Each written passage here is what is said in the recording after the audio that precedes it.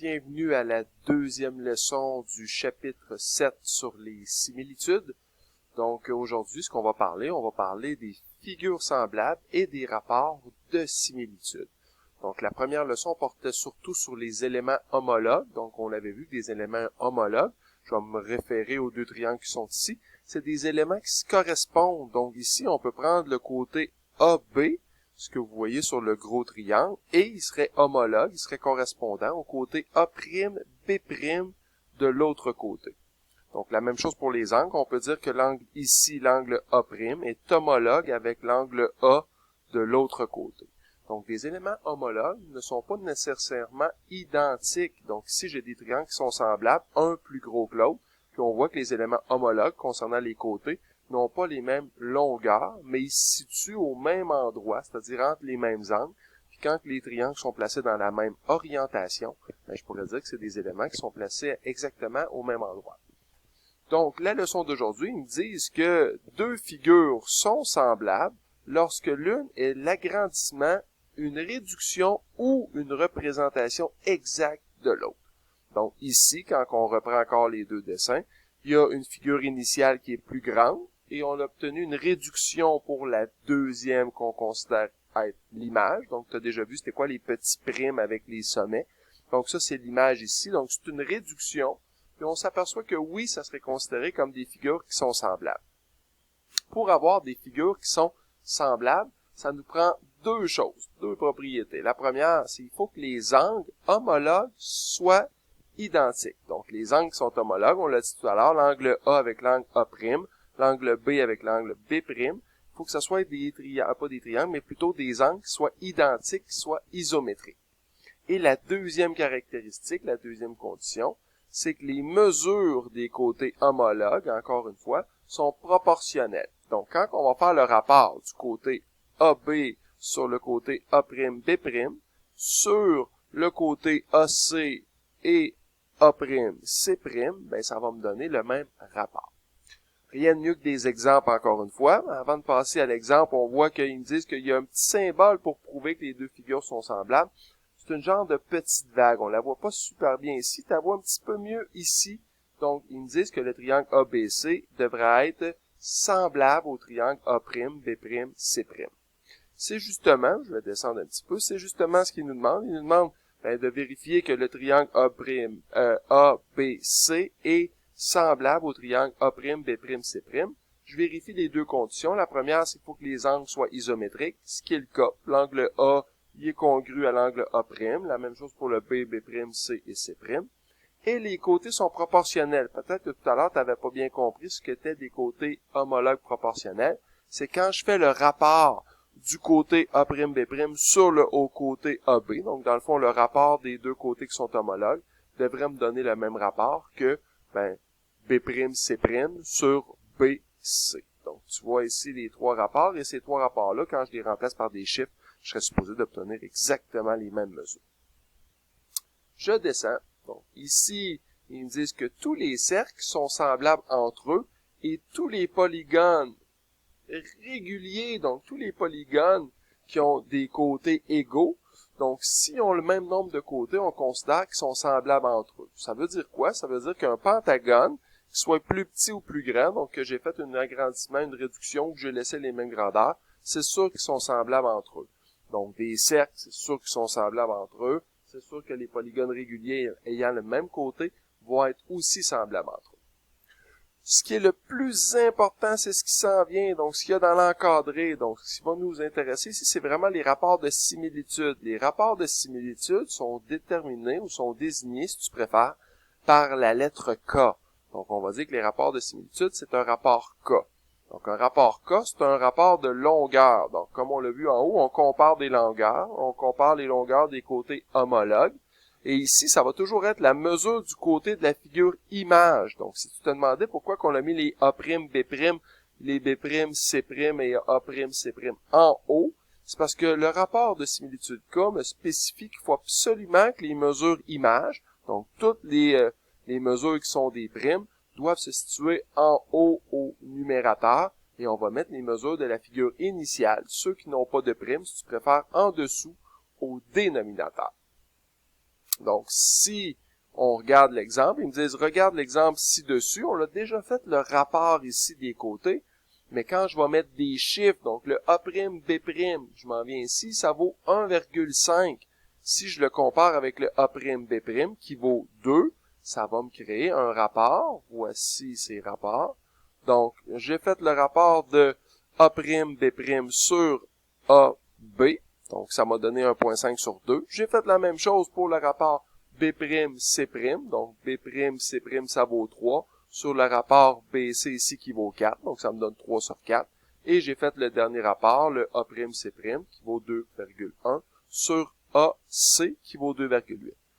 Quand je rentre ça dans ma calculatrice, 1,5 divisé par 2, 3 divisé par 4 et 2,1 divisé par 2,8, ça me donne toujours le même rapport, et le même rapport ici, c'est 0,75. Donc, pour vérifier que des rapports sont équivalents, on a vu qu'on pouvait mettre ça en quotient. Donc, quand je fais la division, j'obtiens toujours le même chiffre.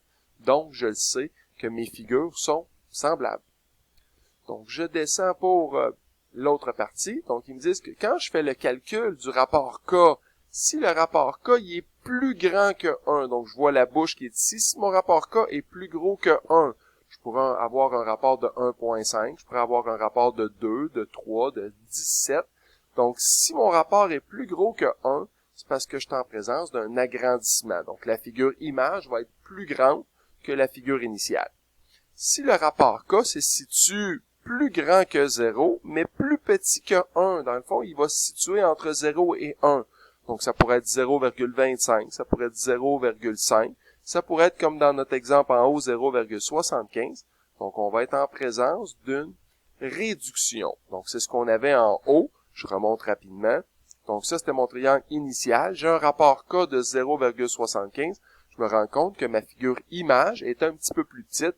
Je suis donc en présence d'une réduction. Et quand mon rapport de similitude est exactement 1, donc qui est égal à 1 parfaitement, j'ai une reproduction exacte de la figure initiale. Il nous reste un dernier petit point à cette page-ci avant de voir des exemples à la deuxième page. Donc, il me demande pour trouver des mesures manquantes. Donc, c'est souvent ce qu'on va te demander de trouver dans les rapports de similitude, des mesures manquantes dans tes figures qui sont semblables. Il suffit d'établir une proportion. Donc, on va établir une proportion et on va utiliser le produit des extrêmes qui est égal au produit des moyens. Donc, chose que tu avais vue à la première leçon. Donc, ici, on va se servir de proportion, comme ce qu'on a ici, puis on va faire des produits croisés pour déterminer la mesure manquante. Donc, on va utiliser le produit des extrêmes, multiplié par le produit des moyens, puis je vais réussir à déterminer des mesures manquantes. Donc, rien de mieux que des exemples pour essayer de mieux comprendre la situation. Donc, je m'en vais à la page suivante. Et ici, on va me parler de 3 exercices. Donc, 3 numéros que tu vas avoir à reproduire un peu dans les exercices qu'on va te demander un petit peu plus tard dans le cahier. Donc, la première question, c'est est-ce que les paires de figures présentes sont semblables? Donc, au numéro A, je vais vérifier que ma petite figure ici, mon petit triangle ABC, il est semblable au triangle DEF. Donc, pour être des triangles semblables, la première condition, c'est d'avoir des angles homologues congrus. Donc, ici, les mesures d'angle ne sont pas indiquées, mais je me rends compte que l'angle A puis l'angle D ont l'air d'être identiques, l'angle C et l'angle F, puis l'angle B et l'angle E ont l'air d'être identiques. Donc, mes angles, je vais les considérer comme étant pareils. Par contre, il me reste à prouver que le rapport des côtés, un sur l'autre, donc mon 45 sur le 56, le 40 sur le 50, et encore une fois, vu que c'est des triangles isocèles, le 45 sur le 56, vérifier que ces rapports-là sont des rapports qui sont identiques. Donc, je l'ai fait. Je n'ai pas fait les 2 fois les 45 et les 56. Donc, j'ai juste fait une fois. Donc, j'ai pris le 50 sur le 40. Ils m'ont pas indiqué ou identifié lequel était le triangle image. Donc, j'ai pas de petit prime. Donc, c'est moi qui peux décider lequel est l'image, lequel est l'initiale. Donc, j'ai pris lui comme image. Je te rappelle que le rapport K, c'est toujours les mesures image. Donc, j'ai pris mon 50 sur 40. J'ai essayé 56 sur 45 et quand j'ai mis ça dans ma calculatrice, j'ai obtenu comme quotient pour le 50 sur 40 1,25 et l'autre j'ai obtenu 1,25. 24 plutôt. Il n'y avait pas des grosses différences, mais je m'aperçois que c'est quand même pas égal. Donc si l'égalité n'est pas respectée, ce ne sont pas des triangles rectangles. Il faut absolument que mes deux triangles soient identiques. Il faut que les quotients, ça me donne la même chose. Donc ici, ce n'est pas des triangles qui sont semblables. Je vais dans ma deuxième situation, le numéro B. Donc ici, je regarde les angles. J'ai un angle de 60. Et là, ici, l'angle correspondant, ça serait l'angle ici, j'ai pas sa mesure. L'autre, j'ai 80. L'angle ici, j'ai pas sa mesure. J'ai seulement l'angle de 45. Mais je connais une relation qui me dit que dans un triangle, la somme des trois angles devrait me donner 180. Donc, ici, j'ai calculé pour le triangle ABC, 180 moins mon angle de 60, moins mon angle de 80, ça m'a donné un angle de 40. Ce qui veut dire que mon angle qui est ici doit mesurer 40 degrés. Et là, je m'aperçois que j'ai un angle de 40 degrés, puis de l'autre côté, j'ai un angle de 45. Donc, mon angle de 40 et mon angle de 45 ne sont pas identiques, ne sont pas égales. Donc, je le sais que mes angles ne seront pas identiques. Je n'ai même pas besoin d'essayer le rapport de mes côtés. C'est sûr que mes triangles ne sont pas semblables. Je vais descendre. Deuxième question. Donc, ma deuxième question, ils me disent que sachant que les triangles suivants sont semblables, donc je ne veux pas prouver que les deux triangles sont semblables, ils me le disent déjà dans la question. Ce que je veux, c'est plutôt déterminer le rapport de similitude K. Donc, ici, je le sais que la figure A', B', C', c'est ma figure image, et ici, ça, c'est ma figure initiale. Donc, je vais prendre des mesures de ma figure image, et je vais les mettre sur les mesures initiales pour essayer de créer mes rapports et de vérifier s'ils sont proportionnels.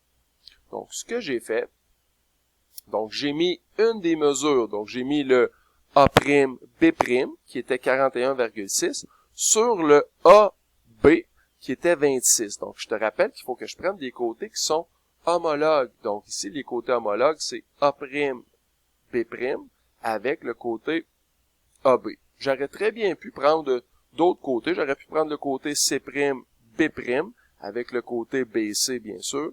Ou, je termine avec la dernière, j'aurais pu prendre le côté C', A', sur le côté AC qui est ici.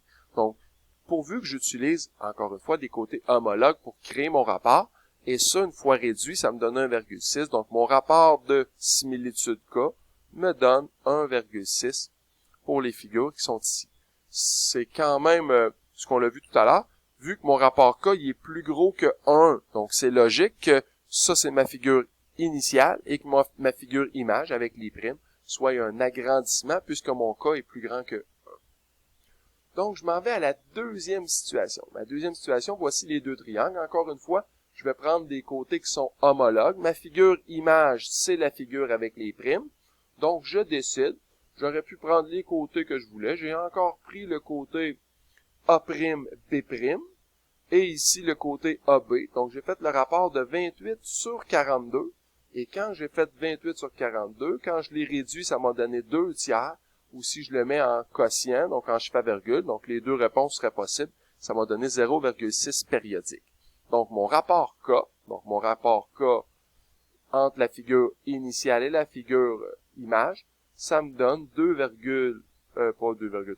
tiers, ou si tu préfères, 0,6 périodique. Donc, les deux réponses, en chiffre à virgule ou en fraction, les deux sont acceptées. Ici, je remarque que j'ai une figure image qui est plus petite, donc ma figure initiale était plus grande, ce qui est tout à fait normal. Mon rapport de similitude, K, est plus petit que 1, donc il se situe entre 0 et 1, qui est 0,6 périodique, donc je sais que j'ai une réduction. Dernier exemple qu'on fait ensemble. Donc, dernier exemple qui me dit ici que j'ai deux figures déjà semblables. Ils veulent que je trouve la mesure manquante, donc la mesure ici où j'ai le point d'interrogation. Vu que j'ai des figures semblables, je le sais que mon rapport K, c'est une figure image sur initiale. Donc, ma figure image, c'est avec les primes. Ma figure initiale, c'est ABDC. J'ai remplacé par un rapport. Donc, j'ai essayé de déterminer le rapport entre A'D' qui me donnait 32,8 et le rapport AD. Donc, ça m'a donné un premier rapport de mesure. Et ici, j'ai pris la mesure que je cherchais, que moi j'ai appelée X, sur sa mesure homologue qui me donnait 58,25. Quand j'ai fait ma proportion, j'ai obtenu ma réponse finale qui me donnait 46,6. Donc, en faisant mon produit croisé, j'ai obtenu ma réponse. Donc, on va te laisser essayer ces différents numéros-là dans ton cahier. Bonne chance!